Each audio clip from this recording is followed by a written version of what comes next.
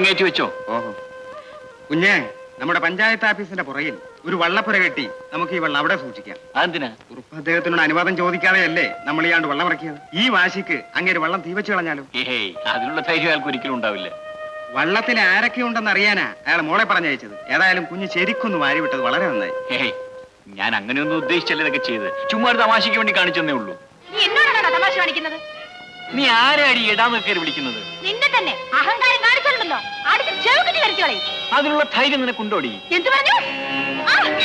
നിന്നെ കഴിഞ്ഞാൽ ഒടിച്ചു കളയും. നീ പെണ്ണായിപ്പോയി, അതുകൊണ്ട് ഞാൻ വെറുതെ വിട്ടിരിക്കുന്നു. പോ ശവമേ. നിന്നെ ഞാൻ കാണിച്ചു തരാവടാ. നീ എന്തോ കാണിക്കാനടി? പെണ്ണിന്റെ ഒരു അഹങ്കാരം കണ്ടിട്ട്. പണക്കൊഴുപ്പല്ല എന്താ? ആരുടെങ്കിലും കയ്യിൽ നിന്ന് കിട്ടിക്കോളും. അപ്പൊ ഞാൻ വരട്ടെ. നിനക്ക് അവന്റെ ചെവി കുരിക്കൊരു അടി കൊടുക്കാൻ വയ്യായിരുന്നു. ഞാൻ അടിക്കാൻ കൈ ഓങ്ങിയതാ ചേട്ടാ. അവൻ എന്റെ കൈയെ കയറി പിടിച്ചു. അവൻ അത്രയ്ക്കായി.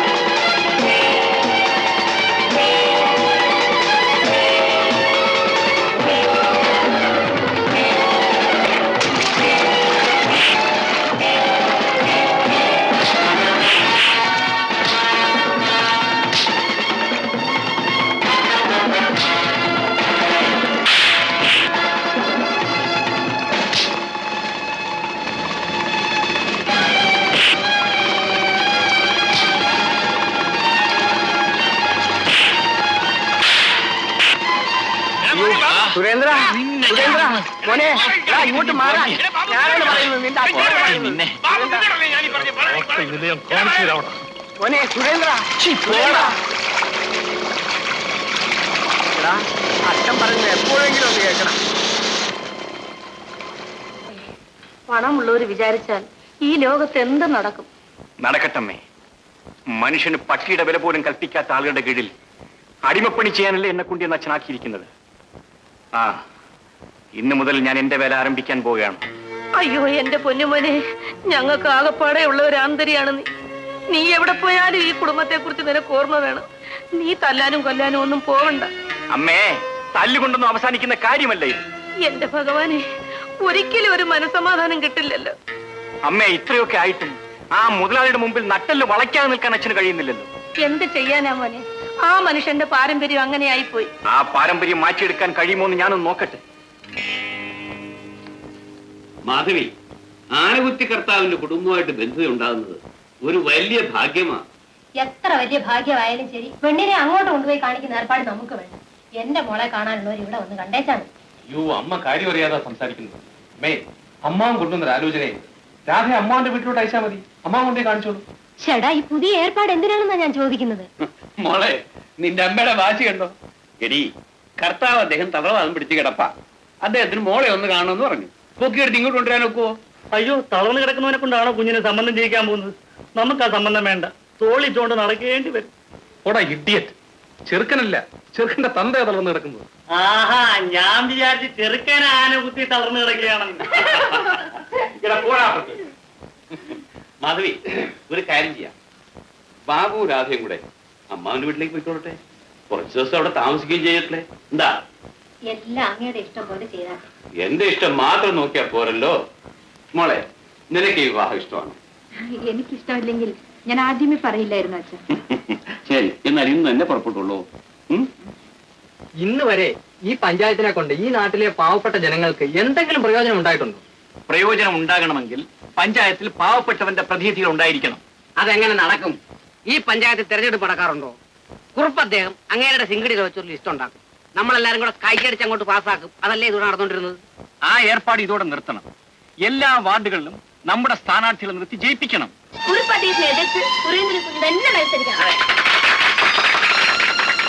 കൊച്ചുകേശവ, ഇതുവരെ ഞാനായിരുന്നു ഈ പഞ്ചായത്തിന്റെ സ്ഥിരം പ്രസിഡന്റ്.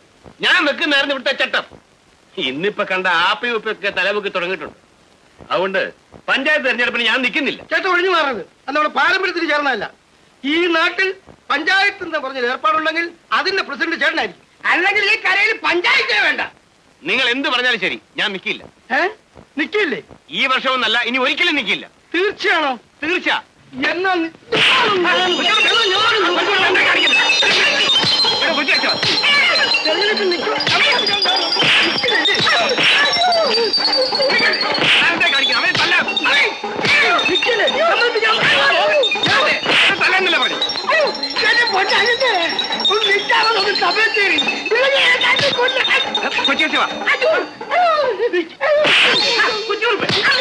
അവനെ കൊല്ലാതെ ഞാൻ തെരഞ്ഞെടുപ്പിൽ നിൽക്കാം. അങ്ങനെ മര്യാദയ്ക്ക് സമ്മതിക്കാം. എന്നാ ചേട്ടനോട് ഇനി ഒരു കാര്യം ഞാൻ പറയാം. ചേട്ടൻ തെരഞ്ഞെടുപ്പ് നിന്നാൽ ഈ നാട്ടിലുള്ള എല്ലാവരും ചേട്ടന്റെ കൂടെ കാണും. നടക്കാം.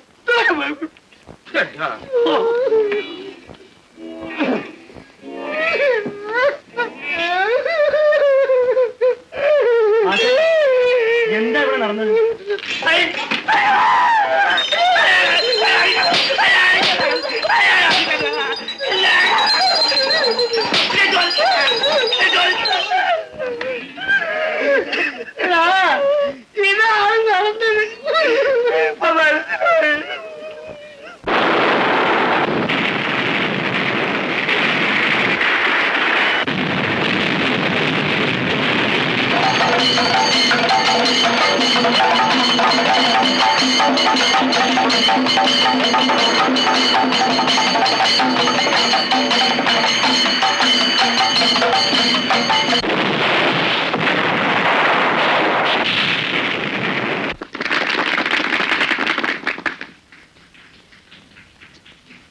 മാന്യമഹാജനങ്ങളെ, ഈ കരയിലെ വിളവെടുപ്പ് ഉത്സവം ഇന്ന് മംഗളമായി സമാപിച്ചിരിക്കുകയാണല്ലോ.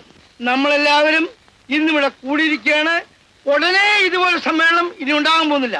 അതുകൊണ്ട് അടുത്ത പഞ്ചായത്ത് തെരഞ്ഞെടുപ്പിനെ പറ്റി ചില സുദൃഢമായ തീരുമാനങ്ങൾ എടുത്ത് നമ്മൾ പിരിയാൻ പോവുകയാണ്. ഈ പഞ്ചായത്ത് തുടങ്ങിയതിനു ശേഷം ഇന്ന് വരെ നമ്മുടെ കുറുപ്പദ്ദേഹമാണ് ഇവിടുത്തെ പ്രസിഡന്റ്. അദ്ദേഹത്തെയോ അദ്ദേഹത്തെ സ്ഥാനാർത്ഥിയോ എതിർക്കാൻ ഇന്നുവരെ ആർക്കും ചക്കൂറ്റുണ്ടായിട്ടില്ല. അതുപോലെ അടുത്ത തെരഞ്ഞെടുപ്പിനും സ്ഥാനാർത്ഥികളുടെ ലിസ്റ്റ് ഞങ്ങൾ തയ്യാറാക്കിയിട്ടുണ്ട്.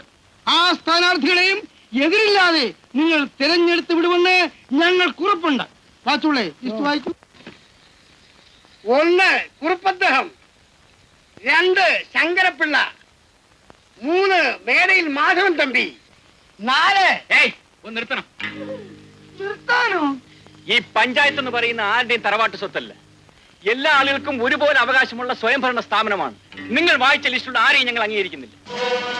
ഈ പറഞ്ഞ ആരെയും അംഗീകരിക്കുന്നില്ലെങ്കിൽ ഈ പഞ്ചായത്ത് ഭരിക്കാൻ യോഗ്യതയുള്ളവൻ ആരാളാ? പഞ്ചായത്ത് ഇലക്ഷൻ നിൽക്കാൻ ലക്ഷപ്രഭു കാണുമൊന്നുമില്ല. പാവപ്പെട്ടവന് നിൽക്കാൻ അവകാശമുണ്ട്. എന്റെ മണ്ടക്കാട്ടമ്മേ, ഇവൻ എന്തൊക്കെയായി പറയുന്നത്? പഞ്ചായത്തിൽ സ്ഥാനം വേണമെങ്കിൽ മത്സരിച്ച് ജയിക്കണമെന്ന്. മത്സരമോ? കുറുപ്പദ്ദേഹത്തിനെ എതിർക്കാൻ തന്റെ ഉള്ളവൻ ആളുണ്ട് അവിടെ? ഞാനുണ്ട്. നീയോ? ഞാൻ മാത്രമല്ല, എല്ലാ വാർഡുകളിലേക്കും സ്ഥാനാർത്ഥിയുടെ ലിസ്റ്റ് ഞങ്ങൾ തയ്യാറാക്കിയിട്ടുണ്ട്. വായിച്ചു. 1 സുരേന്ദ്രൻ, 2 യൂണിയൻ സെക്രട്ടറി ശങ്കരൻ, 3 ചേന്നന്റെ മകൾ മാല. ചേന്നന്റെ മകൾ പഞ്ചായത്ത് മെമ്പറിയോ? എന്താ, അവൾ ഈ പഞ്ചായത്തിൽ ജനിച്ചു വളർന്നവളല്ലേ? നിങ്ങളെപ്പോലുള്ള മുതലാളിമാരെ ആദ്യമായി തൊഴിലാളികൾ എതിർക്കാൻ പോവുകയാണ്. ഇവിടെ കുറ്റൂർപ്പേ തന്നോട് ഞാൻ ആദ്യമേ പറഞ്ഞല്ലേ ഞാൻ നിൽക്കുന്നില്ലെന്ന്. ഞാൻ പോവുകയാണ്. ആരും ബഹളം ഉണ്ടാക്കരുത്. നമ്മൾ അന്തസ്സുള്ള കാര്യത്തിന് വന്നവരാണ്. പോകരുത്, മാനക്കേടാണ്. നമ്മൾ പോയാൽ തോട്ടോടിയെന്ന് പറയും. പിന്നെ ഈ തെന്നോട് ഞാൻ മത്സരിക്കണം. മത്സരിച്ചില്ലെങ്കിൽ അവൻ പഞ്ചായത്ത് പ്രസിഡന്റ് ആവും. നമ്മൾ അവന്റെ കീഴിൽ കഴിയേണ്ടി വരും. സുരേന്ദ്ര, നീ തീയോടാണ് കളിക്കുന്നത്. തോറ്റ് തൊപ്പിയിടും. അത് നമുക്ക് കാണാം. നീ തോറ്റാൽ തലമൊട്ടിയടിച്ച് ഈ നാട്ടിൽ നിന്ന് പോണം. പോകാം. പക്ഷേ കുറുപ്പദ്ദേഹം തോറ്റാലോ? കുറുപ്പദ്ദേഹം തോക്കില്ലടാ. തോറ്റാലോ? തോറ്റാവുന്ന അദ്ദേഹത്തിന് സ്വത്തിന് കഴിഞ്ഞു തരണോ? വേണ്ട. പിന്നെന്താ, അദ്ദേഹത്തിന് മോളെ കെട്ടിത്തരണോ? എന്താ പറഞ്ഞത്? മോളെ കെട്ടിച്ചു തരാമെന്ന്. അതിനുള്ള നട്ടൽ ഇദ്ദേഹത്തിനുണ്ടോ? ചുണയുണ്ടെങ്കിൽ പന്തയം വെക്കണം, അല്ലെങ്കിൽ പിന്മാറണം. ഞാൻ പിന്മാറാനോടാ പറ്റി. പിടിയില്ലേട്ടാ, ഇതൊരു വാശിയാണ്. പറയാൻ തയ്യാറാണെന്ന്. ആണത്തുമുണ്ടെങ്കിൽ പന്തയം വെക്കണം. പന്തയനല്ല, നീ ജയിച്ചാൽ എന്റെ മോളെ കെട്ടിച്ചു തരാം. നാട്ടുകാരെ, ഈ പന്തയം നിങ്ങൾ കേട്ടല്ലോ. ഈ പന്തയത്തിന്റെ അടിസ്ഥാനത്തിൽ ഞങ്ങൾ രണ്ടുപേരും മത്സരിക്കാൻ പോവുകയാണ്. കുറുപ്പദ്ദേഹത്തെ